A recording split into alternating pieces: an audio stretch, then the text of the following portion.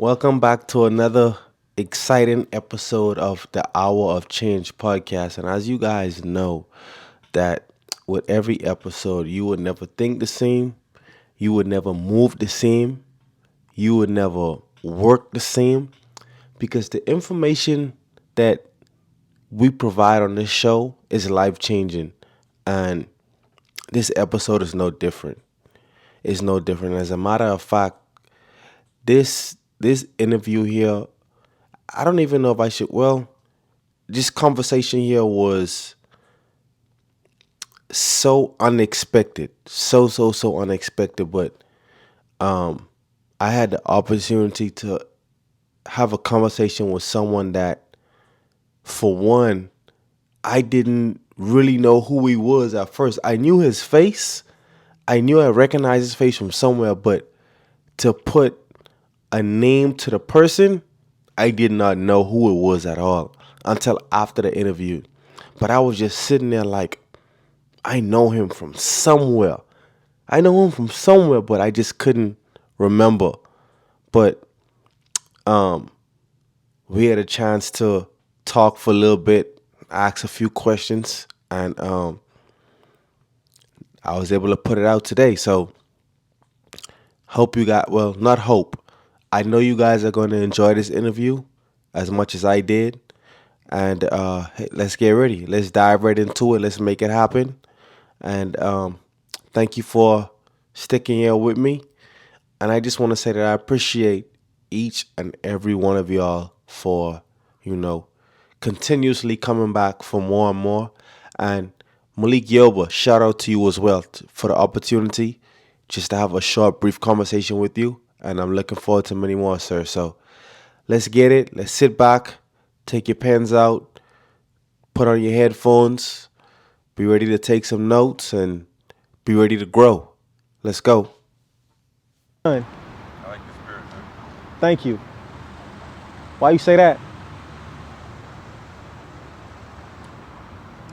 You're grounded in compassion. I think I got it from my mom's. You ask really thoughtful questions. You wanted to circle back to a question. Do you remember what it was? I don't. It'll come to you. I was wondering if you remembered. Yeah, how you gonna remember when you forgot in the first place? Right. But no, I thought that was great. Thank So you. ready, baby. Thank you. I'm so glad we got to do this. Oh, He had, yes. I'm telling you, he's like, firstly, he's like, we're going to do a second part to this because your shit is going to blow up. And he was like, and whenever you're in Houston, we're connecting. That's perfect for what she has to do tomorrow. And I was actually thinking for you tomorrow, even though it's yours, you're supposed to give a keynote. You're so comfortable in conversation mode. And one of the things I've often done when I do keynotes is I turn it immediately. You a keynote speaker as well? I do a lot of things. So. Keep going. It's getting more He's like, interesting. I'm going to figure it out. He went on Instagram. He's like, my Instagram's not working. Keep going. So, you know, you're so comfortable in conversation. Yes. And I learned some stuff, even though I know it, but you've reaffirmed things I know about you. Like, no matter how anxious you might be, you are going to push through and you will do it. So I'm going to leave you the fuck alone. About this speech. I'm going to be here as quiet as I've been today. But, you know, you're very powerful. And you sit here very self-assured. And as you're speaking, I'm astroplaning with you because I see this in 5 and 10 years. A lot of stuff we talked about, how it scales, right? And so the ownership that you feel sitting there answering these questions is what you're going to do tomorrow. And one way you can do it is you can immediately turn it into, you can make it anything you want Right. as a keynote. I do it all the time, right? A lot of times one of the things I'll do is I don't stand on the stage. I will immediately go into the audience because of what you said, the transparency, the vulnerability, and I don't know everything, right? And so the millionaire mindset, essentially what you're doing, is it's a fucking mindset. Mm-hmm. And so there's that opportunity to be interactive from jump with people that automatically makes them inclusive. You've seen me do my thing. Yeah. And that's part of the secret sauce. So I'm just going to Awful. Which I definitely feel much more comfortable because even when I do my class, everything is interactive. Like I Right. talk to people when I was doing the social work component over at Zavita, I did the same shit. They gave me a segment and they were like, "Oh, I need you to do this with this fucking PowerPoint," and I was like, Nah. "That's not how we're doing it." Yeah. Because I need the the interaction feeds me. Right. You know what I mean? If you immediately go in and say, "Look, I know I'm supposed to here to be the keynote, but I don't want to," and I've said this 100 times, I don't want to come here as I have the answers to everything, which is what you just said. It's always powerful. So you're a keynote speaker that said that thing over 100 times, what means you have did over like 100 I've gigs. done, like, countless. Keep going. This is getting more and more interesting. When this clicks for him, it's gonna be. Keep going. We have to watch it click because Keep going. that's gonna be so He good. said it over 100 times. For someone to say they've said it over 100 times, that's big. Is it? It is. I think it is. Okay. From my perspective, I love that. How old are you? 30. Love it. So by the time I was 30, I had already done it over 100 times. Oh man, this is even getting more interesting. And that was 25 years ago. Gotcha. So, but no, I really think that's your secret sauce. And I think that as you own it, and I'm glad you brought it back to social work because I was going to ask you to lean into that even more. I love the way you contextualize it, and I think you can push that even further to own it. Like you say, yeah, I'm redefining social work, and I think that it'll come because the more you do this, the more articulate you're going to be about your own vision, and it distills. Right? You literally go from a floodlight to a laser, right? And so, even in the last couple of weeks, you're defining things with Princess and with Marissa. It literally will do this for you, and how you marvel at me in meetings where I'm able Yeah. to see, like, that's because that's years of fucking doing this shit, right? And with this particular iteration of my life, it's the last 5 years specifically. So I'm watching you, seeing you in past, present, and future in the same moment. And but I really think it's about owning the room tomorrow and just like from jump, like I'm here for this, but this is how we're gonna do it. So you probably have questions before I even got here. So somebody hit me with, you know what I mean, and then that will immediately take away the anxiousness of I have to present versus it's the difference between participation and spectating. Right. So when people are spectators, it's this. But when they participate, then it's inclusive. Then automatically levels the playing field. And that's truly one of my greatest gifts. When you see me do my thing, that's really what it is. So people automatically feel pulled into it, no matter who the fuck you are. And from that, the increase is greater. Right. Yeah. So I love you. I love you too. I'm so I proud. appreciate that. I be getting all of the insight. Yeah. Nah, because I'm watching you like, you know, you're comfortable in your skin as a person, and so it's fascinating to watch your reticence around 300 people. It don't fucking matter. It's like, it's really the same thing what happens when I'm speaking to 500 people, 1,000 people, whatever it might be. It's only one person at a time. There's tremendous power when, if there's 100 people here, and I'm speaking to 100 people, but I'm like, so anyway, today I did blah, blah, blah, blah, and then I went blah, blah, blah, blah, blah, blah, blah, blah, blah, blah. Then all of a sudden, that person that you're looking at is like, oh shit, they're talking directly to me. And so it just, that's my 2 cents. How long you been doing this? A little bit over a year now. You know, we all suffer from this. Well, I know for me specifically, I guess everybody, we all suffer from this thing called inconsistency. And in the beginning, I was so inconsistent with it until I heard Social Proof podcast, Donnie Wiggins. She said that the only thing we achieve by consistently being inconsistent is remaining the same person. And when she said it, like something just clicked. Like, okay, I gotta stop being inconsistent. I have to. I gotta stop being inconsistent. And I turned it back on late October, and I've been grinding, getting it done. And we're here now. And what So- are some of the things you learned? Because you said in the interview the importance of just keep going, and that's really the secret to anything. The only way we fail is when we stop. Right. And as you said, either the only thing that's stopping me is me, and that's generally it. I mean, short of a fucking catastrophe, sickness, acts of Right. God, you know what I mean, force majeure is gone, right? So it's through getting to it, you gotta go through it and just don't ever give up. 100%. So what have you learned from being more consistent? I have learned that one of the major things for me is that you start to connect with people that are consistent as well. And through those connections, it helps push you to even be more consistent and keep going. Because, you know, what I started to see was that the people that I was hanging with that was inconsistent kept me where I was at. But it's like the more I leaned into that other part of it of being consistent, I've noticed, okay, I seen how, like for her example as well, right? I seen the growth along the journey, and that came from her being consistent. And because I could see it, it's like, okay, they're all growing because they're being consistent. You just keep doing the same thing. And I'm able to have these conversations with them as well. So it's like, okay, I see it. And the message is all the same. You just got to keep going.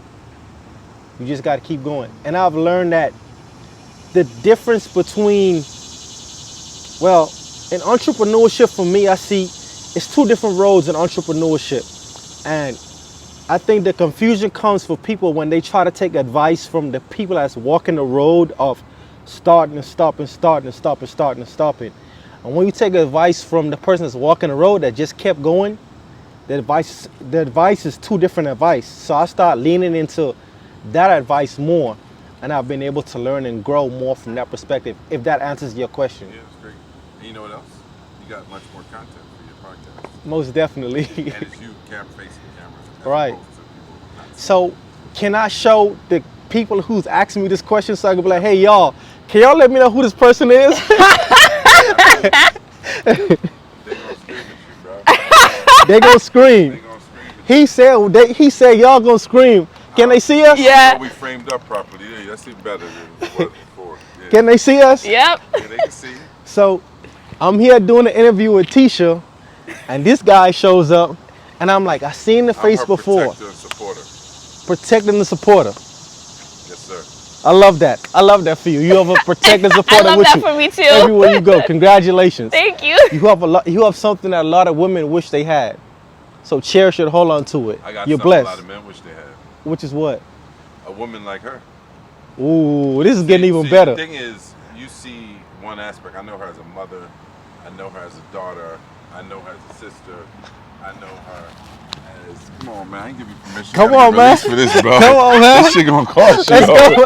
This Let's shit go. gonna Come cost on. you. Keep But it no, I going. know her. So as I sit here, I literally was envisioning her children here with me and just watching them watch her. You know, her daughter, who's 4, will call her, I'm baby Tisha. That's just, and she walks around with the contractor, Right. you know, shirt. Or her son, you know, we were talking last week about something, and he was like, it's okay, because my mom can fix it. She's the contractor. So the pride that her children have in watching their mother, right, do all of these things. They watch her cook and clean and feed and build and go to work and come home and love and struggle and be frustrated and be happy, and that shit could all happen in like 5 minutes. Everything I just said. Right. You know what I mean?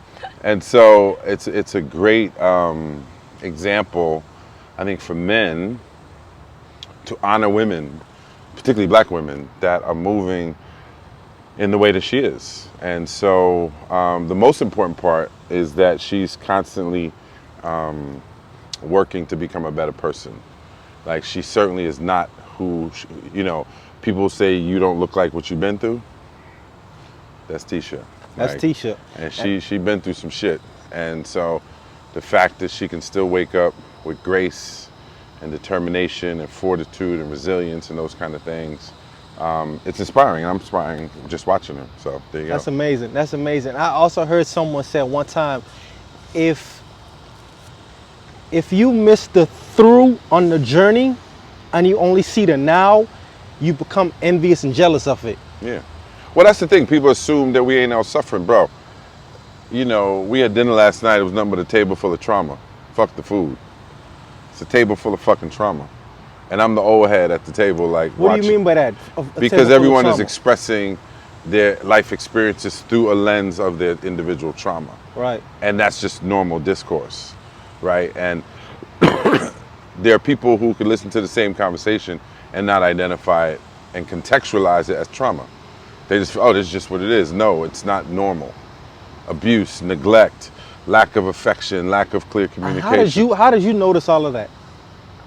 Because I've lived a very, you know, Tisha said, transparency, authenticity, and curiosity, right? Lead with curiosity. And so you got to ask the right questions of yourself first. Why do I feel this way? What was that? This person said this to me. Why am I reacting like this? Why am I mad? Why am I no longer talking to that person? Why did I lash out? Right? Or why did I lean into the question? Right? Why am I now thinking about, you know, you said something very interesting. Like you said that you no longer listen to the people who stop and start, right? You had a point of reflection. And then you realize you were at a fork in the road. You're like, nah, I need to go right. Because these motherfuckers over here got it twisted, right? Right. And so that twisted state that so many of us find ourselves in is normal. It's normal that I disrespect you. It's normal that we disrespect our women. It's normal that we idolize materialism and we're distracted by things that aren't edifying who we are from a soul perspective, right? That don't build you up from the inside. Right? Why do we put so much value on fucking LV or Gucci or all the dumb shit and not value on the questions that you're asking and the search of self? Because we've been tricked. Who tricked us? It is a construct of a capitalist society. So there's always psychographic, right, information or approaches to things. So I know that if I approach this particular group of people from a psychological perspective, I'm gonna get them to do X. You think before Instagram didn't come out, these motherfuckers didn't sit with psychologists and know, based on the release of dopamine from the satisfaction of having likes and views, that that's gonna tap into a physiological aspect of who we are, and you're gonna get people to behave a certain way. I watched this show on Netflix. I forgot the name of it, but exactly what you just explained, it shows us on Netflix. Yeah. But that's been happening from time immemorial. It's why the very first newspapers, the headlines weren't old lady gets rescued from a burning house. It was dude chops the head off of X, Y, Z people. Right. Right? Because that's going to get people excited and interested, right? And the satisfaction of reading that and go, oh my God, I'm glad it wasn't me. Right? Right. Or so that's just something that has always played into those that know how to control the masses. You know, you said something just now that has me thinking. You said you need to ask the questions about yourself first. That's a lot of homework to do. So it's what I started calling mirror therapy when I was a kid. I used to look in the mirror. They say that the eyes are the window to the soul. The eye is the window to the soul. Have you ever heard that? I have not. Okay. So it's a phrase that's been around forever. The eyes are the window to the soul. So if that is true, and I would say this to myself as a little kid, I'd look in the mirror and try to look into my own soul. As a kid, I'm talking like 12, And have you seen 13. your soul? I think so. It's amazing. It's amazing. It's fucking amazing. Yeah, it is. It is. It's pure, you know. And even if you have abuse, and I've dealt through all types of trauma, abuse, neglect, you know, all the shit, abandonment, all that shit, right? But at the core is, you know, I was talking to a brother this morning who was a former Black Panther Party member, and he's recently going through cancer, and he's been through a lot. He's 10 years in Leavenworth prison when I first met him when I was about 20 years old. And he's Tupac's godfather. And there's a brother who just passed away yesterday who was also a Panther member. I can't remember the first name, but last name was Shakur as well. And I said to him, I said, what is the thing that you will take away? And I've known this man for 35 years. And I said, what is the thing that, you know, he's literally just went through cancer surgery last week, and he's going through chemo and radiation this coming week. What is the thing that you take with you? What's the gem about life? And he told a story about the young man I just mentioned who passed away yesterday. And he said, you know, there was a time when they called another Panther member to ask the same question. And he told me, it was a roundabout way, like I'm giving you a roundabout answer to what he told me. It was a beautiful anecdote that he shared. He said that what he asked him is, what is the one thing that we learned in the Panther Party that we always take with us? And he says, no matter what, it's an undying love of the people. And at a soul level, that's where he and I connected 35 years ago, an undying love of the people. And so if you move with an undying love of the people through all the bullshit, all the scandal, all the fucking disappointment, all the letting down, the backstabbing, when you can still get up every single day and sit with the grace that you sat with, ask these questions because you have a love of the people. But it starts with self. 100%. If you didn't love you, you couldn't do that. And because you love you, and you're like, okay, I want to be better, so I want to help other people be better, so let me find people who I think can help other people be better. That's rooted in the same condition, a love of the people. And that's why we all connect, huh? You can't use none of this shit, though, without a release. That's his You don't even know who intellectual you're talking property. to. You don't even know who you're talking to. It's all good, though. Malik Yoba is my name. Malik Yoba. Yes, sir. The name still don't click. That's good. It will? It will Don't click. worry, as soon as I'm going to get on my phone in a minute and start looking it up. It'll make sense to you. He's It'll on make- the younger side. There's lots that's been out there, baby. Gotcha. New and old, but yes. With that, I'm going to definitely go back and play that and listen to those questions you just said, because that's a lot of homework that I feel like people need to do. Ask those questions, get those answers out. Yeah. Tell me your name again. DK. Yeah, what does it stand for? Derek Kelly. Derek Kelly? Yes, That's your- sir. That's your government? Yes, sir. Yes, sir. Okay. Derek Kelly.